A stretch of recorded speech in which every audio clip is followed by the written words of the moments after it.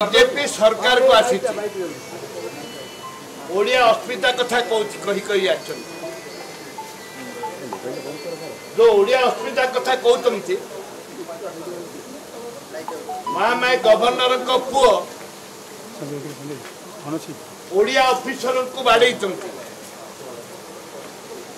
विरुद्ध रे केस ही नहीं गवर्नर आसिले हिंदी रे आरंभ कले जो ओडिया अस्मिता कथा पड़ी स्वाभिमान कथा पड़ी जो देश स्वाधीनता लड़ाई करुला ओडिया पुओ ओडिशा माटी 250 माटी चिपुड़े 200 रक्त बाहर से माटीर जो माने संतान अच्छा आज ओडिया अस्मिता कथा कहू भोट देते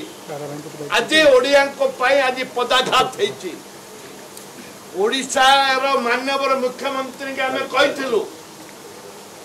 महामाई पुओ श्रीजुक्त प्रधान सरकारी कर्मचारी को सरकारी ऑफिसर को जो बाड़े मारी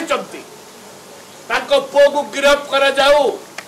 विरुद्ध में दृढ़ कार्यानुष्ठान ग्रहण करा जाऊ गवर्नर को विदाय करा जाऊ पुओ को जदि गिरफ्त करा न जीव विधानसभा रे गवर्नर कहवाई आम सुजोग दबु ना से गवर्नर जो आसिले से बेलू गली गवर्नर गो बैक गवर्नर को गिरफ्त करा जाऊ ए आवाज दि ओडिशावासी को अनुरोध करने चाहे ए गवर्नर जो ओडिया मानकर जो स्वाभिमान ओडिया जाति जो अच्छी गर्व गौरव ओडिया जाति जो अस्मिता रही आमर जो अस्मिता रही बंचवा पड़ो